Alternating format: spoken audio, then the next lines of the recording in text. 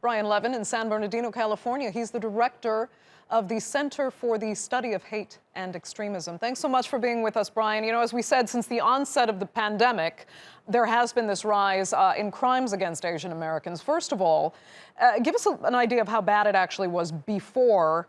And is the rise really purely because of, you know, the former president's anti-China rhetoric and the pandemic that ensued? Well, thank you so much for having me. And we stand with our Asian American friends, families, and neighbors on this historic increase in aggression and violence against them.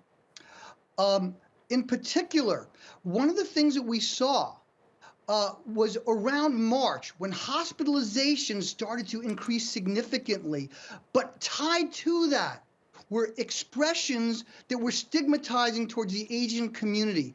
And shortly after that, the president started to use these stigmatizing terms as well.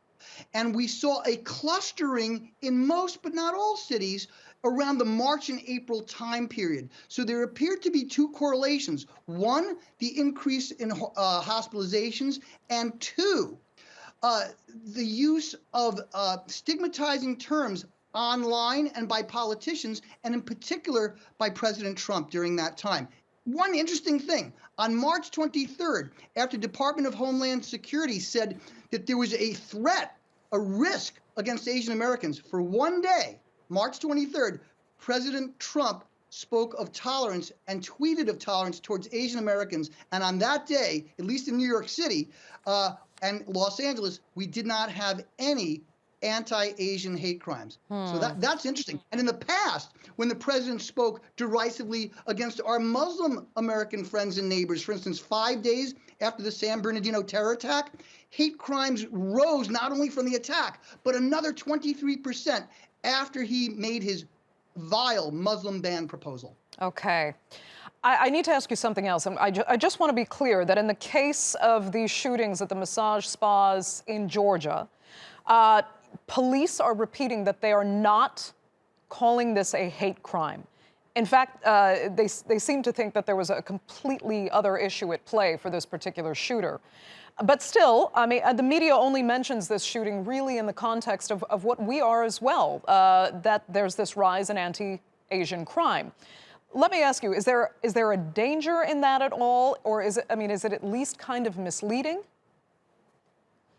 Well, here's the thing. We don't know yet. And let me just say, Atlanta only found one hate crime in their city last year compared to like Boston, which had like over 140. So let's see what happens when the evidence comes in.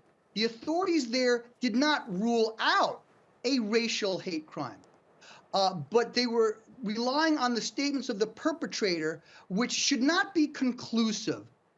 Additionally, in the United States, you can have different biases intertwine. You can have a misogynistic and anti-female hate crime that mixes in with race as well. And we see this a lot with transgendered people. Many of the transgendered people that are murdered are transgendered people of color. So let's see what happens with the investigation. It's still ongoing. But the difficulty is charging a hate crime, you have to prove that prejudice contributed in a key way beyond a reasonable doubt in a court of law. Okay, so we are where we are. This rise is definitely there. That does not have to be proven at this point. It's already known. How does this get fixed in the United States? Better leadership, better education?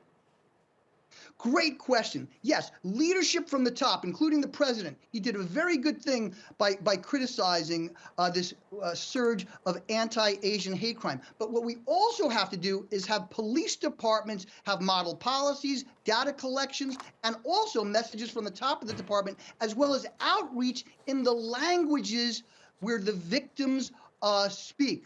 So many of these victims are elderly or young, and we have to make sure that we reach these communities where they live and in the languages they speak. Okay, Brian Levin, thank you so much for joining us there from San Bernardino. We appreciate it.